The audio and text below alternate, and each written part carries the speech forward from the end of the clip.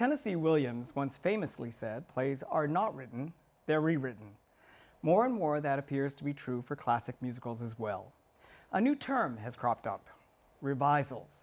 Take the recent revisal, On a Clear Day You Can See Forever. It was updated, rewritten to the point of a gender change, and other songs by Lerner and Lane were interpolated. The revival of the Gershwin's Porgy and Bess ignited something of a firestorm with its changes. What is allowed by the estates, which control these works? How do directors approach a work to make it fresh and reinvented? I'm Patrick Pacheco of New York One and the LA Times for the American Theater Wing, and our guests today are uniquely qualified to answer these questions. I'm delighted to welcome them to Working in the Theater. Rob Ashford is a director and Tony Award-winning choreographer. His current project on Broadway is Evita, which he choreographed, and he both directed and choreographed How to Succeed in Business and Promises, Promises. He's just returned from London, where he directed the new musical Finding Neverland, and he is also directing the revival of Cat on a Hot Tin Roof this season. Ted Chapin is the president and executive director of Rodgers and Hammerstein, who has been at the helm of more than 20 award-winning Broadway and London revivals. He is the past chairman of the Board of Trustees for the American Theater Wing and was the driving force behind the recording of the musical Allegro. Ted is also the author of a book about the birth of the 1971 Sondheim musical Follies, on which he worked as a production assistant. And director Scott Ellis is currently represented by the revival of The Mystery of Edwin Drood. His other many credits include Harvey, Curtains, The Little Dog Laughed, Company, Steel Pier, and She Loves Me. He is also the associate artistic director of the Roundabout Theater. Welcome all.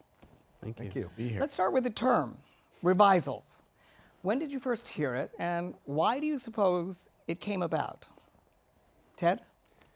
Well, you posed that question in the green room, and I thought to myself, okay, what's the first musical that I know of that could be called a revisal, even if it wasn't called that specifically? First one I could think of was actually Annie Get Your Gun in 1967. Wow. Because Richard Rodgers at Lincoln Center Theater, in the Music Theater of Lincoln Center, established for the campus of Lincoln Center to do musicals. It didn't last long, unfortunately. But he gathered, even Ethel Merman was in it, and Irving Berlin wrote a couple of new songs, and Dorothy Fields adapted the book. And I don't know what inspired their feeling that they needed to have at that show, but that's the earliest one I can think of that arguably was not performed in the original text and score. Wasn't it more traditional to just, when you revived a show, to do the original staging, the original choreography, the original design and everything, right? That's what it was, right? Yeah. And so many of them went out on the tours, and they would be around the road for so many years that they would then pop back into town. Right, exactly. So the authenticity was key then, right? To see what the original was. Scott, do you recall when you first heard it? Well, Robert and I were talking, and I think you're right. We think that the first time we heard it was from Kathleen Marshall. Yeah. That's what I remember. I remember her, I think when we were doing Kiss Me Kate, actually. That's what I recall. I just remember her saying that it's not about just reviving the show, it's about revising the show. And it made such sense, you know. Yeah. A show that you all three worked on, a revival of a show that you all three worked on, was the 2002 revival of The Boys from Syracuse. Nikki Silver came in and rewrote the original book. Ted, I think did this idea start with you? How did it come about, and why hire Nikki Silver? You had to start there, did you? I did. Because Scott directed it and you right. I did, yeah, that's right. It started as many revivals or revisals have started in the last 25 years with encores, which did The Boys from Syracuse, and people thought it would be interesting. However, nobody wanted to do the original book. And I think it may have been Scott's idea. No, I mean, was it your idea or was it Todd's idea? I think it was both of us talking and saying, well, if this is a show that might be re-looked at, and the book, people think book might be some problems, why don't we go in and really try something? Yeah. And the original book was by George Abbott. It was. Right. First musical based on Shakespeare play. Is that right? Yeah. And I mean, what I remember, and these guys can tell their own war stories, the reading of it in that roundabout rehearsal room was one of the funniest things I've ever experienced in my life. And I just thought, this is going to be so cool. because it had a very different sensibility. You know, kind of hip humor, as Nikki Silver is wont to do, and I thought this is going to be great, and it just didn't work out that way.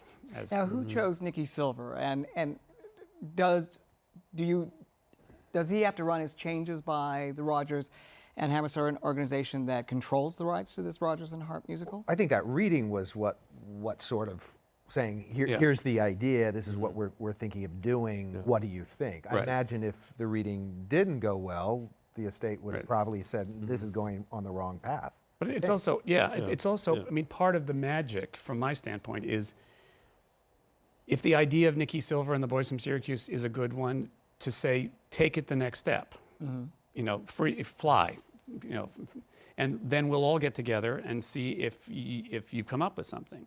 Because to say no, that's a bad idea. You got to have a pretty good reason to say no at the very beginning. I get in trouble sometimes by saying yes too much, but it's much more interesting. You know, I also think when you're looking at shows like this and with that or anything, and you could speak more about it from the estate, but I always find it like, well, why not go try? You always can go back to what you have, but why not go? I think what happened, I think one of the things was these songs were so famous and beloved that what happened with the new take on them and who was delivering them and how they were delivered, I think that freaked people out a bit. Yeah. Because they were all willing for a new book if they didn't care for the old one, but they still wanted the songs intact like in the encores.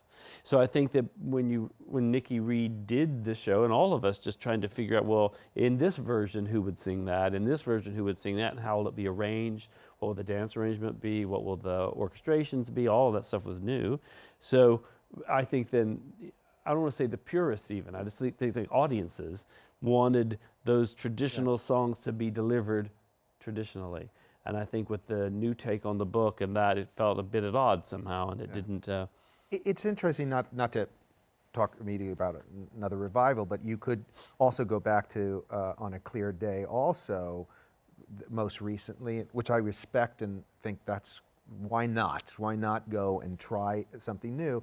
But it's such a difficult balance when you're doing that. It is so difficult. And I think it's just finding the balance and having something work in a rehearsal room, which many of us have been in on many projects, and then you go on stage and go, uh-oh, wait a minute, it's not the same. And by the way, it could be just the opposite. Things not so good in a reading, and then you keep working it on a stage, it looks great.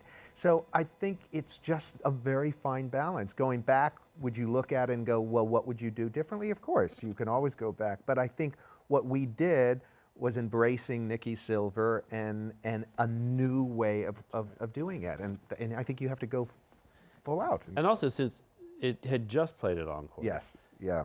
To a great success. Yes. And it was beautifully rendered and beautifully done. There would be no point for us to just do that again at the American Airlines. Right. You know, the idea was to just kind of, reinvent it or revise it a bit, Try something new with it. How would you, as directors, balance that, just what you brought up, whether it's purists or audience expectations when you're coming to a revival, whether it's Mystery of Edwin Drood or Evita or How to Succeed, audience expectations versus your own personal vision of a show? It's kind of nutty, I have to say, when I was going to do Promises, and I'm not even kidding you, most people ask, the question that most people asked was, are you going to do the figure 8 in Turkey Lurkey? Are you going to do the figure 8 in Turkey Lurkey? Yeah. Literally going like, are you serious? Yeah. But yes, they were 100% serious. Everyone knew Turkey Lurkey from the, you can YouTube the Tony Award dance. It's Donna McKechnie, it's Bjork Lee, it's Margot Sappington, I think. These three ladies doing the Turkey Lurkey, and then all the guys and gals of the chorus do this figure 8, like not a complicated step, and a fun pattern. And this is Michael Bennett's choreography. Yeah, Michael Bennett's choreography. It was a great number, but I had no idea of the weight of the figure 8. I mean, seriously, but it's kind of, so there, you never know either what people might fixate on, like something that was signature to them that, you don't want to disregard, but you also don't want to be a slave to it either. Did that intimidate you? It surprised me, and I didn't do a figure eight. So I know you mentioned that opening night. You're like, where was the figure eight? First thing I said to you was, I don't see a figure Figure eight. eight? I'm confused. Yes. But I think he's exactly right. I mean, I'm sort of in the middle of it now with Drood, and you know, it's sort of, well, will she take that last note that Betty Buckley did in the revival? I mean, in the original production, and you think, really, that's it? That's what you remember? If that's right. sort of, Will she go, the will she wall, go, the or wall, the wall? Yeah, it's just it's very interesting. People who know it and who have experienced and love it have feelings on it. I always go just the opposite, or try to go the opposite, and go, my stepmother, who lives down in Florida, didn't see, probably the original Promise, or certainly didn't see The Mystery of Edwin Drood. So can't we just look at it that way and have people come into it, a generation that has never seen the show? And so that's the balance. You don't want to do, well, this is what they did back then, and you've got to find. How helpful is Rupert Holmes in this? Well, I think anybody who's fortunate enough to do a revival The with, writer, obviously. with the writer on it, Yeah, you're very way ahead of the game. Yeah. Or I suppose it could be trouble too, but I think you're way ahead of the game because you have them in the room with you, and you can talk about it. And there have been changes in Mystery of Edwin Drood. There are things that have not been seen in the States that were done in London. So in that way, we're doing new things. And just last night, we made changes and cuts and rearranged stuff. So that's a blessing to have a writer there. Ted, your brief is different because you're protecting the brand, Right. quote unquote. Sorry for using that. I know it's an overused okay. term. And obviously they're dead. There are living heirs to it. How do you weave your way through this balancing act? Well, as I'm listening to Scott and Rob, I think of an experience that we had, because in the Rodgers and Hammerstein days, not only did they have iconic choreography, for example, Agnes DeMille and then Jerome Robbins in The King and I, and they were tough enough businessmen that they actually owned the choreography. I think everybody after that paid for that because everybody said, whoa, wait a minute. But they were the authors and they were the producers by that point. When the National Theater asked about doing Carousel years ago, because they wanted to do musicals, the second thing they said after asking for the rights was, we don't want to use Agnes DeMille. And if you make us use Agnes DeMille, we won't do it. And so that was a dilemma. Dorothy Rodgers was still alive, and she was like, but it's good. It works. It's Agnes DeMille. I said, well, we can say no, and we won't see Carousel. And the irony is, we said yes, because I think part of my job is to keep these shows alive, and one of the ways to keep them alive is to be open to new thoughts and new ways of doing them. And ironically, they hired Kenneth McMillan, who was a fine ballet choreographer who did the ballet in the second act, then died, unfortunately, so the rest of it he didn't get to do. And it won the Tony when it came here, and ironically, it was more of a throwback to a different kind of ballet that Agnes DeMille was actually working against. That's true. But That's very true. But because it was well done and people loved it, and it got the essence of a kind of passionate dance, people loved it. So again, should I have forced the issue, you must do Agnes DeMille? I didn't think it was the right decision. They came up with something that was interesting. Is Mary Rodgers more open than, say, Dorothy Rodgers was? Okay, to experimentation? Yes and no. I mean, Mary Rodgers is a wonderful human being on all levels. She can tell you more than you want to know about her father. However, she has an unbelievable connection to her father's work. It is true, I've told the story before, but on the first preview of the Oklahoma that Trevor Nunn directed and Susan Stroman choreographed at the National, and Hugh Jackman, the first job he had out of Australia. It was a very exciting night, and they got to the rousing title song, and the wind comes right behind the rain, and she leaned to me and she said, "They're singing a D flat. It's a D natural." That's an unbelievable resource, and the fact is, she was right. And the musical director said, it was tech rehearsal, we got sloppy. She's absolutely right, we'll fix it. So as far as I'm concerned, if I can use the lineage of the heirs, if they have a connection to the stuff, they're great. Because also, they have really good instincts about whether a production is a good production or a bad production, whether we should do it. Scott, as Associate Artistic Director of the Roundabout, have you been in a situation where you've wanted to revive a musical, but the controlling estates have not allowed you to make the changes? Yes.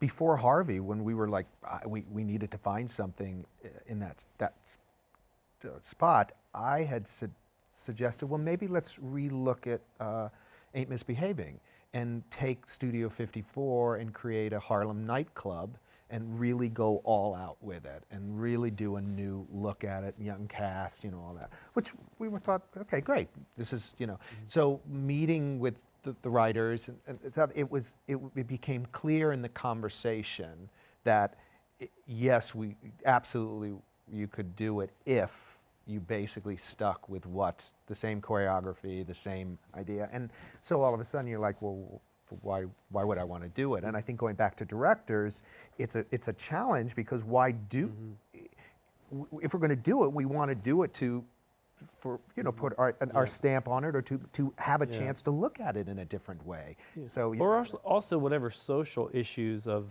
a certain time are different now. When we did Promises and in How to Succeed, the whole sexist thing was such an issue. Do you know what I mean? So when we did Promises, we added a couple of Bacharach David songs for the character of Fran that Kristen Chenoweth played, because we felt that her character had just been kind of left out to dry. She was a victim, period. And so we wanted to give her a moment of joy in the show. So that's why we put in, I'll say a little prayer for you. So give her a moment of happiness, and let the audience realize that, that she was involved in this affair, that she got some positive out of it as well as all the negative, just to try to balance that out a bit. The same with the House is Not a Home? Yeah, House is Not a Home, because you don't hear Fran or see Fran for a long, long time in that musical, and then the next time you see her, she's taking a handful of pills. So you need to check in with her along the way and just kind of chart that journey, and that was even the writers were the same writers, but they weren't skeptical. They were open to it, but we needed to prove it to them. So we had to we staged the songs, we put it in. They came, We're talking about Neil Simon, Burt Bacharach, and Hal David. They came to the rehearsal studio. They watched it. They saw it before they okayed it to even try it on stage, because they wanted to make sure it made sense. The whole idea of interpolating numbers, and what's the tipping point? Do you have any idea, Ted, Scott? What's the tipping point in terms of how many numbers you can actually interpolate into a show before it's not the show? Well, it's interesting hearing Rob talk about Promises. One of the things I think, and I can understand why the Promises authors were open to that and the Ain't Misbehavin' authors were not. A lot of it has to do with what the fairly recent history of the show is. Promises is not done a lot. People know the score. It was a very particular pop sound, which was very exciting for Broadway, but it hasn't been done. I would guess it's not done a lot in the regionals and the summer stocks and the St. Louis Munis and places. Or London or anywhere, Yeah, so that those authors hearing the idea that their show could be done again would probably be more open to listening to what has changed in the society to adjust this. Whereas Ain't Misbehavin' was kind of a happenstance. I mean, Manhattan Theater Club up on the Upper East Side, and somebody said, "What about Fats Waller?" And they kind of got together, and it kind of had this magical, ethereal thing. And the original cast was unbelievable. And I haven't seen a lot of other productions of it, but I could sense why people would say, "I don't think we should mess with that." Whereas in Promises, I totally disagree though. I mean, because it's like, well, you're talking about an original cast, a great production, absolutely. But how many years ago is that? no, I know that, but I'm just saying. And that- also material geared for those performers. For those performers, So yeah, Nell Carter had. Of course, it all. you know, And I'm not. That was an incredible production. I still remember it.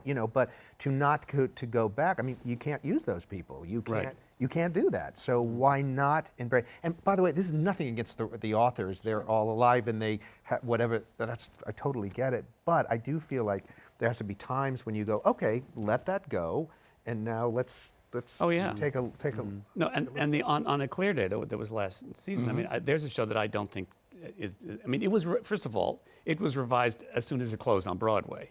There was a tour of it or a summer stock thing. I know that they started to mess about with that show. Then they did the movie and put a couple of songs that had been cut in. So right away, it wasn't a huge hit, and it started to get messed around with right away. So I mean, that was a bold revisal last year, changing genders, changing the love interests. Absolutely fascinating, and I can understand the various estates going along with that, and ultimately it didn't work out, and who knows why. And that really is that was a huge shift. Yeah. I mean, I can't remember a show that has been looked at that and changed that drastically. Well, yeah. And kept the title. I mean, Yes. I was in Crazy for You. Yeah. So that's a show that changed enough to become a new show, right? Girl Crazy to Crazy for You. So many changes and so many alterations, and that it became its own show. Is it sort of a rule that if it generally a revisal is called for if the original piece doesn't work or is outdated? Can we kind of say that? Yeah, I think so. I mean, I also think of Flower Drum Song because That's what I Yeah. was just going to bring I up. mean- It was a major overhaul that you commissioned David Henry. Well, Hall it was to- actually, again, all of these, they all start differently. And in that instance, when the King and I production was done in '96, the director of that met David Henry Wong, and they got into a conversation. And David sort of said that every Asian American just poo-poos Flower Drum Song as being hopelessly outdated, hopelessly impossible, and secretly they all loved it. And so he said, what about taking a look at it? And because Flower Drum Song's frankly not done that much. So that made the idea of taking a fairly radical look-see at it kind of fascinating. But we talked about changing the title. We talked about not calling it Flower Drum Song. What were some of the alternates? Well, Golden Gate, which has been used sort of because it still was in the time period in San Francisco, the Asian Chinese American community, which was all from the original. It just was seen from a different viewpoint with a very different story and done in a very different way. And anyway, Rob, there are certain books that are looked at as the gold standard to some extent. Gypsy, certainly. Of course. Little Night Music, Sweeney Todd, Hugh Wheeler. Carousel. My God. How to Succeed is often looked at as a quite strong book. When you came Yeah, I to think revive so. How to Succeed, what were the discussions about updating the book, changing the book? And we're talking about there were 3 writers on it, right? Abe Burrows being one of them, I believe, and then 2 others that are in here somewhere. But Yeah, I'll let you talk. Yeah, Shepherd Mead. Yeah, it felt like it's a really sound book and score. So it wasn't like we went in going like, boy, we really need to. What are we going to do? How are we going to figure this out? What the challenge with that was by having Daniel Radcliffe play Pierre Pompfinch. Yeah. By having him play Fitch, being so much younger, it just kind of switched the dynamic of that role. Instead of it being someone who was kind of in the middle, or not in the middle, I don't mean middle age, but so say someone in their early 30s or 30 that's trying to figure out a way to skip some steps, it became about youth picking up a book and saying, I can do this, whatever it takes. It's about someone like leaping off a building and trying to figure out how they're going to land on the way down. And youth being the thing that pushed that through rather than going, wait a minute, I can work the system. You found a great second lead because I did see the original with Rudy Valley, who was just a different creature from another world. And the revivals I've seen haven't really been able to find somebody who makes that his own. And John Larroquette and Daniel together were like, I can believe this relationship completely. Yeah. And won the Tony for it, of course. Yes, he did. And won the Tony. His first musical. Well deserved as well. Scott, you worked on a perfect book, or a book that certainly is considered one of the perfect books, and that She Loves Me. Yeah. No, I mean, I still think it's great. By Joe Masteroff, we Yes, should say. by Joe. I think it's certainly one of the top 5, of just great books. And yeah, it's when you get in there, sort of Little Night Music the same way. When you really delve into it, you get into it, you go, oh my God, this is an unbelievable book. And I think books for musicals get so knocked around and not appreciated until they're really, when you really look at them, you think this is unbelievable. And when they're not, I think it seems to me like when we're looking at revivals to really look at, it's the book that's always a little tricky, that needs to be, the music tends to be, Book always you gets know, blamed. glorious. And books always gets blamed, you know, but when you find a great book like She Loves Me, it's you're just in sort of in awe of it. And because- Cabaret as well. And Cabaret. by I mean, Ellis. there's a slew of them, you know, that are just great books, you know, and I think it makes, for a director, your job much easier. Yeah. Part of the problem that we encounter is the Rodgers the good books for Rodgers and Hammerstein musicals are as good as any books, but they come from an era where 3 hours in a Broadway theater was accepted by everybody. So the challenge with Rodgers and Hammerstein is cutting them. And it's interesting, there's a wonderful reprise of the King's song Puzzlement in The King and I for his son and for her son. And there's a place in Texas, Lyric Stage, that does musicals with original orchestrations and all that kind of stuff. Extraordinary, yeah. And so it was full 3 hours. Right. And when I saw The King and I a couple of years ago, I realized, oh, wow, that gives those two characters such a wonderful moment, because one of them is going to become the king and one of them is going to threaten to leave with his mother but stay there. But then I said to somebody, it gets cut all the time. And somebody said, well, the problem is you have to cast singing children if you're going to put it in there. So it adds a burden to casting Louis and Chula Longhorn. Whereas if you cut it, you can just have actors. Yeah. And it's like, so everything is sort of connected. And if you're going to cut The King and I, that's probably, it's the one that people have expended. That and Western People Funny, which I still think was added only because of the contract of the person who played the role. So when people say, is it okay if we don't do the first number in the second act of The King and I? And that's an easy one. You brought up a fascinating point, which is cutting. I mean, our attention spans are so much shorter. Oh my God. And everybody really wants to be home by 11 Yeah. o'clock, please, or 10:30. Okay, let's admit it, every time we walk in and it says no intermission, come on, you're halfway home. You're halfway home. Yeah, it's it's like, true. oh my God. Except I find there are modern shows that I see that, and 62 minutes into it's time to take a break. Yeah. Because there's a tricky period in those 90 minutes. No, Yes, you're right. Well, You're one thing you can't, for How to Succeed, for example, that is a long first act. That's like an hour 20, hour 24 or something. right there behind you. Do you know what I mean? It's like but again, not a lot to cut, and also want to have room for some dance arrangements in there too, which actually expands it a bit.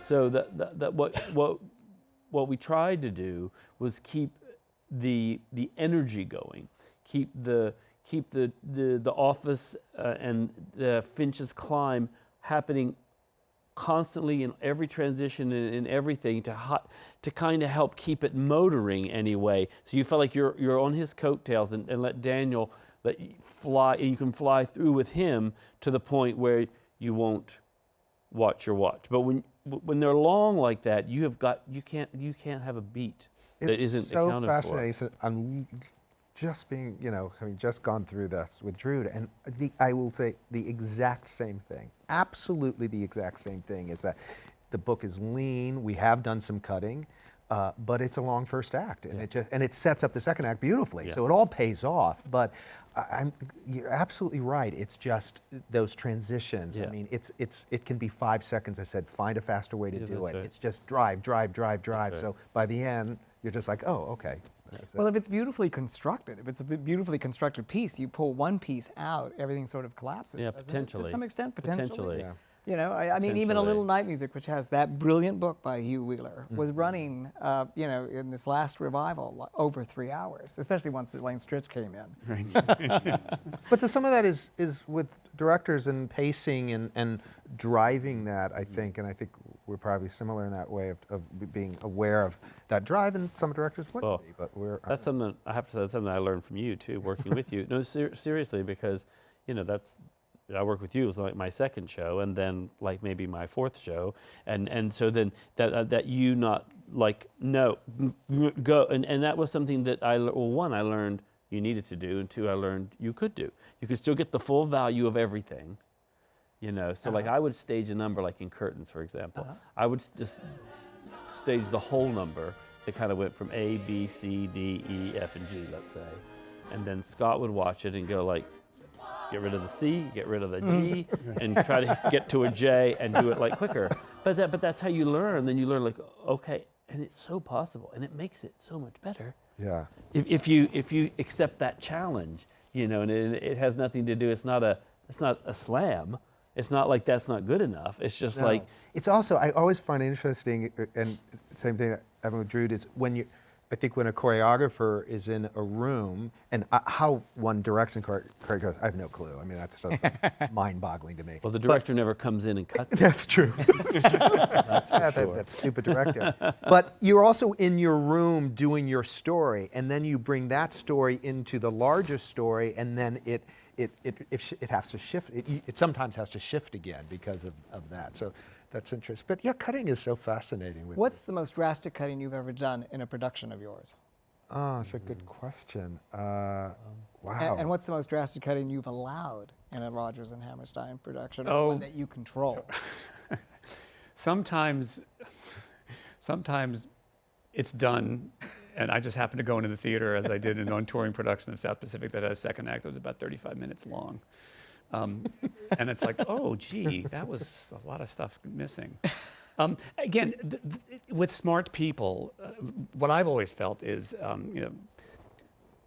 smart people should have access to all the information. When the Lincoln Center did South Pacific a couple of years ago, I gave them every early draft of a script that I could find in the office. And Andre Bishop, who's very, very smart producer, read it all, read the Michener, and then the weekend before they went into rehearsal, called me and said, I've just taken a look through this all. I am in awe of how this original script was cut. Because the script they went into rehearsal with in 1949 is longer. And everything that's in there, I mean, you would, I can see you saying, no, that's a great piece of information. I'd love to know more about that. But the way they actually excise stuff still gives you the story. And frankly, 3 hours was enough. But again, the smart people will then say, as Andre did, they wanted to put one line back in from the earlier draft. And and it was a very bold line. It was a line that appeared as if they chickened out in 49 when she discovers at the end of the first act that he has these kids by interracial marriage, and she's from Little Rock and can't deal with it. Which is referring back to something that Rob said about the cultural changes, the that's demand right. changes That's exactly in right. promises. Yeah. Rob, can you think of any show that you drastically cut? Well, it's funny because I think that the first thing that I always try to do, I'm a firm believer in take a little bit from everywhere, as opposed to like cutting a number or cutting a big event.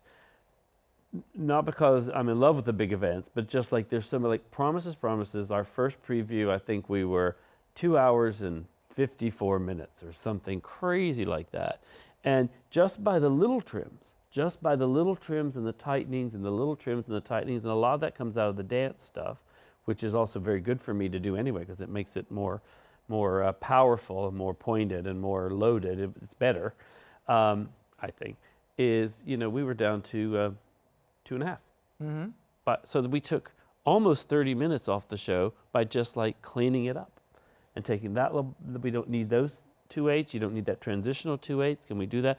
It's amazing how much, and the playing, how much time. And also when you can think take off about the show. it, and absolutely, I'm going back thinking it's the little things, and I'm just saying because I'm in the middle of it. But even taking 2 lines here, 2 lines there, not only are you taking the 2 lines out, but you're also taking the beats that it takes to maybe figure that out or what that beat is, and so it does add up fairly fast. It's really sort of remarkable how. And also, what was your thing in Curtains that you had this thing about like the jokes? I think I'm going to misquote that, like if they're not A's, or if they're not, I think you used A, B, and C, but I've always translated into if they're not a home run or a triple, then they have to go. I learned that in television. Directing television, you learn that you don't have time. So it can be funny, and all three can work. But if one is a home run and the other two are not, they fail more. So Yeah. you want to just And they dissipate the home dissipate run the too. home run because so a triple. So Yes. say you have two doubles and a triple Yeah. in a row.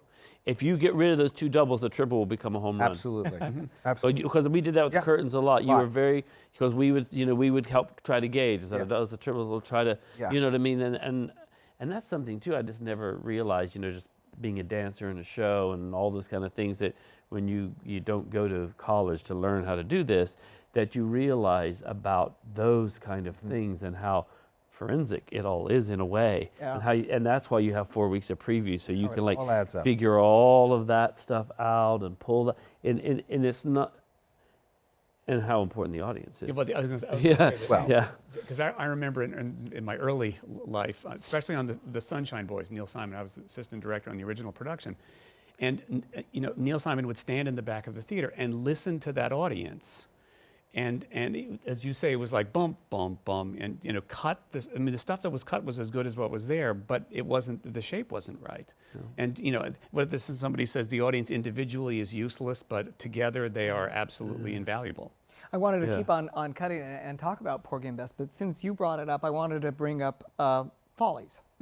And that was, I think, the widow of William Goldman, the librettist. James Goldman, the librettist. Bobby Goldman is known, and correct me if I'm wrong, is fairly known for not letting anything be changed in revivals. She's tough. She's tough. Bobby's tough. And has that interfered with the success of subsequent productions of Follies? Well, every production of Follies has changed, so she's allowed them. Changes have happened, and she's allowed it.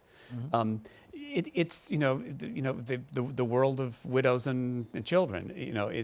Some people just please send me the check and do whatever you want. Some people are I don't cut that line, and she's right in there. And it's interesting because there is also the composer lyricist of Follies who is very much present, Mr. Sondheim, and so one wonders what that conversation is. I do know that they got along very well in the most recent production. And The cutting, in terms of cutting, you mentioned cutting little pieces out here and there. Porgy and Bess did a little bit more than that. They cut about an hour, I believe, out of the show. What was your opinion of that? What did you feel about the latest revival of Porgy and Bess and the wholesale changes that occurred in that production? Well, again, I enjoyed the production. I enjoyed it a lot. I love the original as well. I know it pretty well. I do. I love it, and I love all of those beats inside it. I think I've had my own love affair with the original, all of my own. I've never seen it. This is the first production of Porgy and Bess I've ever seen. But loving the original score, but also again trying to take a piece that feels so of a certain time in a certain place and making it feel a little maybe more streamlined for an audience of today to come to see, and not necessarily for an opera company. So I think that's one of those experiments that is worth having. I don't think anybody meant any disrespect. It was interesting because when I finally saw the show, I felt like, from what I'd read or felt, and I was like, oh gosh, it's like people that go like, well, we can do anything to this old thing because it's But it didn't have that feeling at all. It didn't at all feel that way to me. That there was disregard for the material or the original, like whatever, we could just whatever we want to do at all. So I thought it was very respectfully And it's a shame done. that that's sort of what you sort of felt with all that Yeah. hoopla before, which is, I agree 100%. It's, again, it goes back to, well, you can always do the original production. You can do the full one, which, by the way, is not being done, or if it's being done, it's being done in an opera house. It's massively expensive. Yeah. So I looked at it the same way. I thought, I don't understand. I thought the production was successful, and it certainly introduced it to a lot of new people. And respectful. Hopefully, and very respectful. And I thought. would love to see a full production of Porgy and Bess any place. That's not going to stop me after seeing this. It's like, if anything, it will make me more interested, because I saw that, I'd love to see the full thing, but I was surprised. Ted, can you address, I'm sorry, were you going to say something? No. Ted, can you address the commercial pressures that may have led the Gershwin's estate to want to have a 2.5-hour production that perhaps may get more productions and consequently generate more revenue? Yeah, no, absolutely. Also, just keep in mind that the original production of Porgy and Bess was at now the Neil Simon Theater. I mean, it's an anomaly in that, is it a musical, is it an opera? It's one of the very few, maybe the only one, that actually you can make an argument that it is both and has a life in both. But certainly in the economics of Broadway today, Broadway is still a very important place for productions of the past, of the classic American musicals to be done. The visibility is still good there, the Tony Awards, there are all kinds of reasons why, if it's good, it's a very good thing. So I can absolutely understand why the Gershwins thought, let's do Porgy and Bess in a simpler way and see if we can actually get a Porgy and Bess that can be done more often than the Opera House version. We just put a Showboat in the catalog that was done at Goodspeed Opera House last year, because when they said they wanted to do Showboat, the entire theater of the Goodspeed could go in the Showboat scene that's a play within a play. But the director was very smart, and he told Rob the story. Ruggiero. Rob Ruggiero. And he did a wonderful job. I saw that production. Yeah, and again, part of why we're making it available is because I would like to think that there are people who think about Showboat as something much too big to be done, and here's one that's streamlined, both in time, and also in personnel, but tells the story, that's to be told. Same with Parade. I did Parade in London at the Donmar Warehouse. We did a cut-down version. I was in the one at Lincoln Center. Wow. That was the last show that I was in, and I was assistant choreographer. And that show was valid in its own right, in the spectacle of it, in the epic nature of how it was set. I mean, it was beautiful and it was well done, but it's okay to reinvent that as well, to make it smaller. The intention was not, when we did it at the Donmar, was not, oh good, we're going to get the lean, mean one, so that, and believe me, the authors were the ones that were like, when I went to them and said, let's do it at the Donmar, we've been asked, but we have to cut it down. They were the ones that were, we've already written the show, we don't need that. Right. We don't need to cut it down. It's not that they weren't trying, they didn't have that in their minds. Oh great, let's do the 9 instruments, 15 people version. It was just for the place and for the time and for the streamlining. And what happened with that particular show, because we had a smaller, much smaller cast, there were double and triple casts.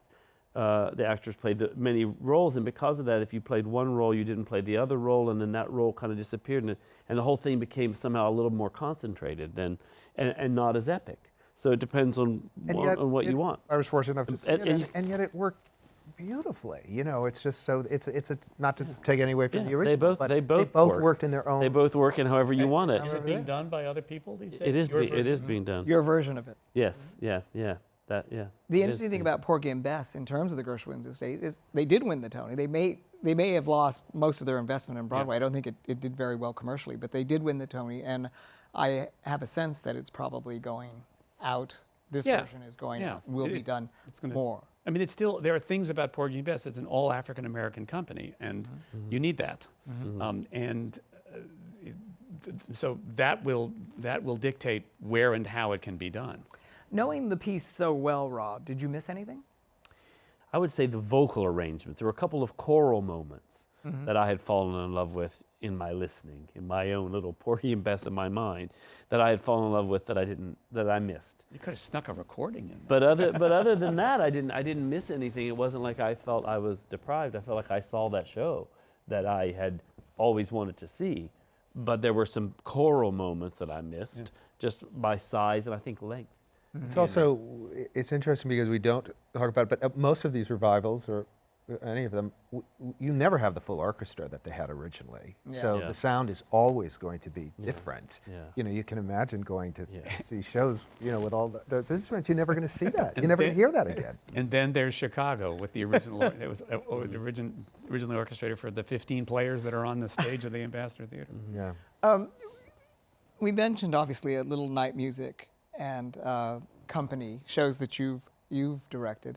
How aware are you of Hal Prince's production when you come to do a revival? Well, first of all, I always say that if you're going to do a revival, no matter what, whether it's a play or what, you have to give lots of props to to the original director. I mean, Hal Prince is a genius, and there's not one show, including Harvey recently, that I don't go back and scour of everything I can find out about the original production, because I feel like it's only going to help me.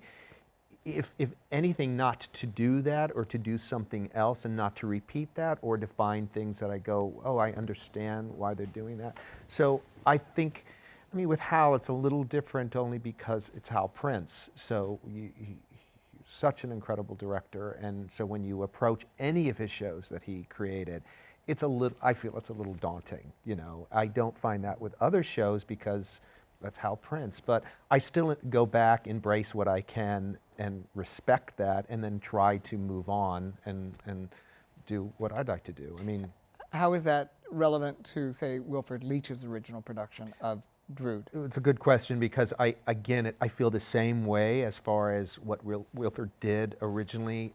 I have to appreciate and embrace and thank, and what I don't know what he. Well, knowing Rupert now, I understand what Rupert brought and what Wilfrid brought.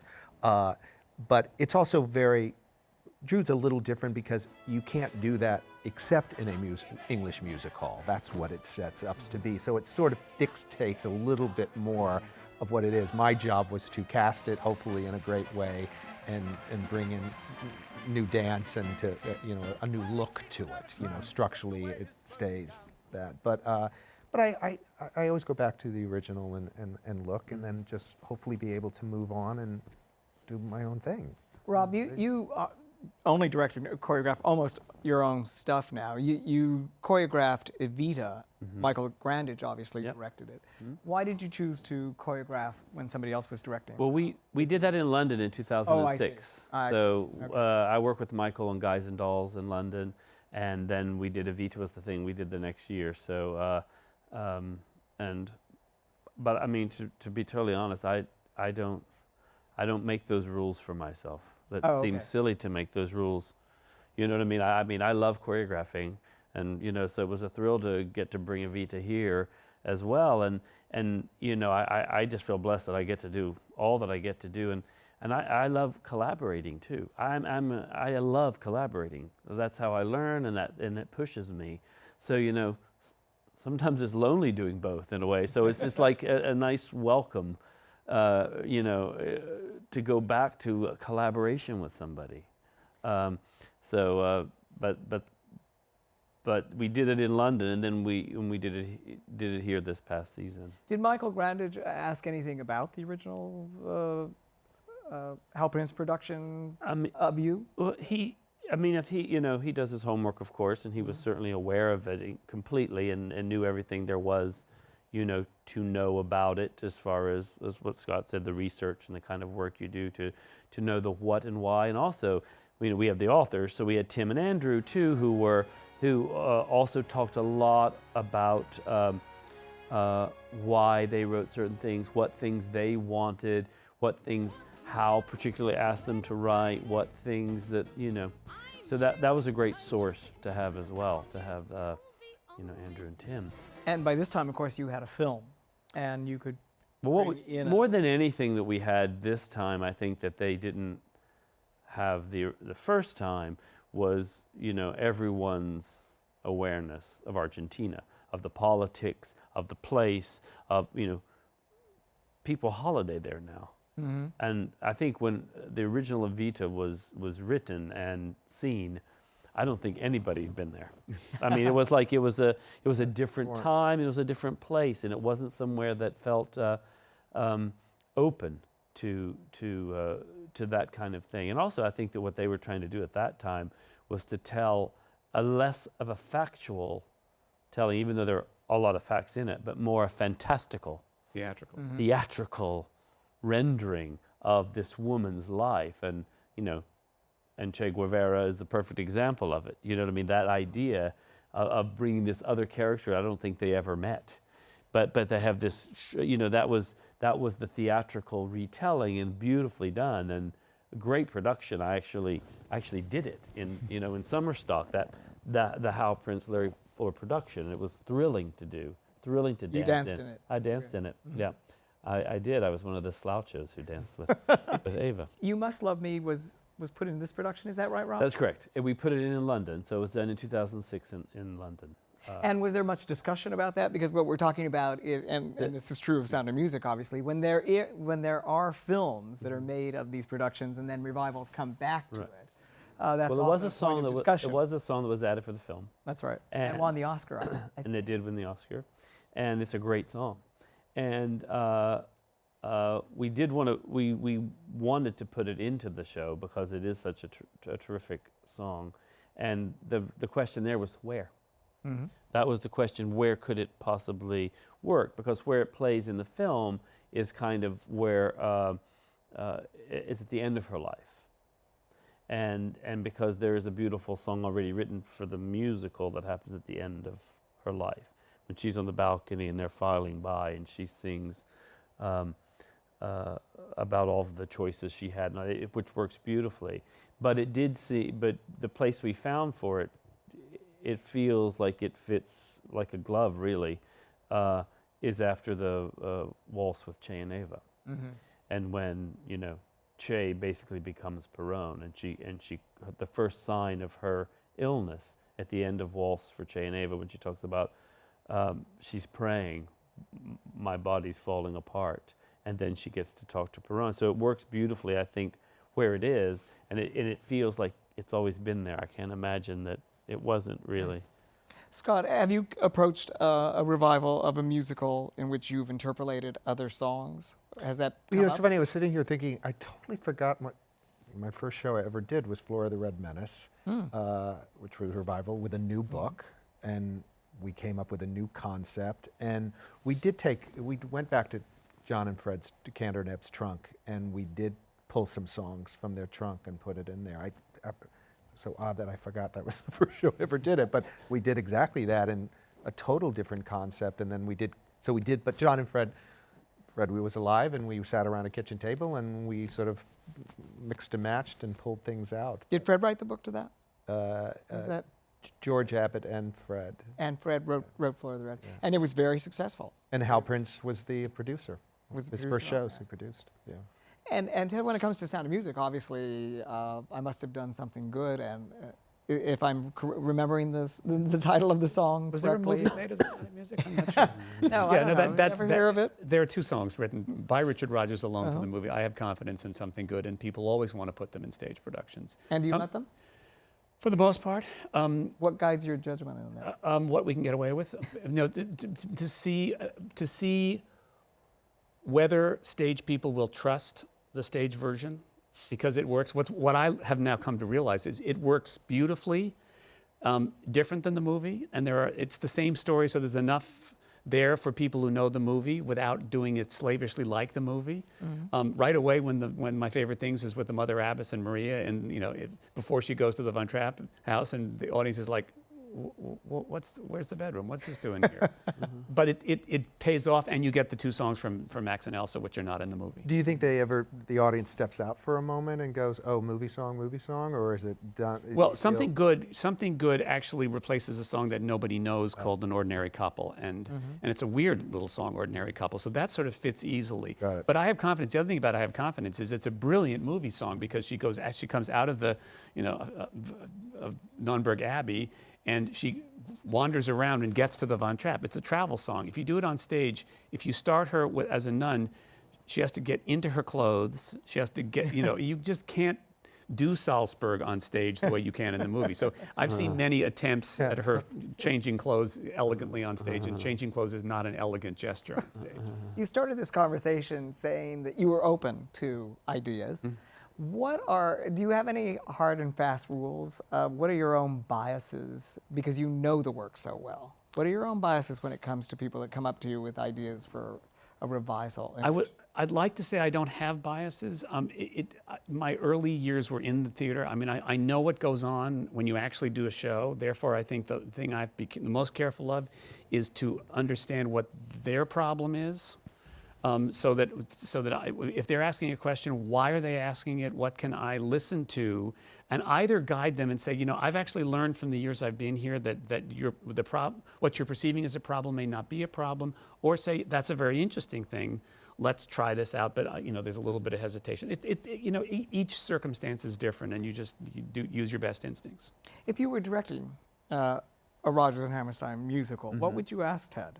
What would you want to know from the controlling estates in terms of the changes that you as directors might want to make? Does anything pop to mind? I don't know that I would ask up front as much as I would wait till I did like my own first pass at it in my head about what to do. Yeah. And no matter what factors had to be factored into that first pass, like you're going to do this at the Donmar Warehouse and there are 250 seats and it's a postage stamp, Right. or whether or not you have this amazing leading actress who is not a great singer but is perfect for the role, or the producers would like us to do it, with an ensemble of 8 instead of 20, or so I would allow those things to be factored in as you did the first pass, and then I'd come to Ted and say, okay, here's the deal. My guess is if you come to the estate having thought through it, Yeah. and they're going to be open to listen Yeah. to it because you've Absolutely. tried to. And we've had a little bit of this in our history on some various things, and it's brilliant. It's totally collaborative. It doesn't at all feel like you're going, No. but it's not, because Also, if we're not thought of as a resource, I mean, we are a resource, and the knowledge that hopefully those of us who are not the writers and not the families have gleaned through our years of dealing with these. If what we have come to learn isn't useful, you're kind of dumb not to, Yes, take, that's right. We don't have to agree on everything, Yeah. but advantage. it's great. I Well, mean, thank you, gentlemen, very much for a very stimulating and very educating conversation. Greatly appreciate it. Thank you. Thank you for joining us. These programs are brought to you from the Graduate Center of the City University of New York in partnership with our friends at CUNY TV.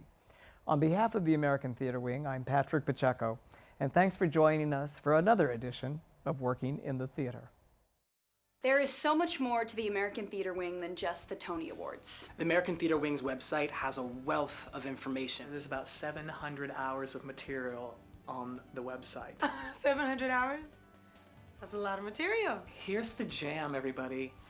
It's free. There are videos, there are podcasts that you can download right onto your iPod. You see artists talking about what inspires them and why they got into the business. It's great to be able to hear people like Stephen Sondheim, Patti LuPone, Doug Wright, Scott Ellis, Donna McKechnie. Programs like Springboard NYC and the Theater Intern Group are great opportunities for young people who are trying to get into the business.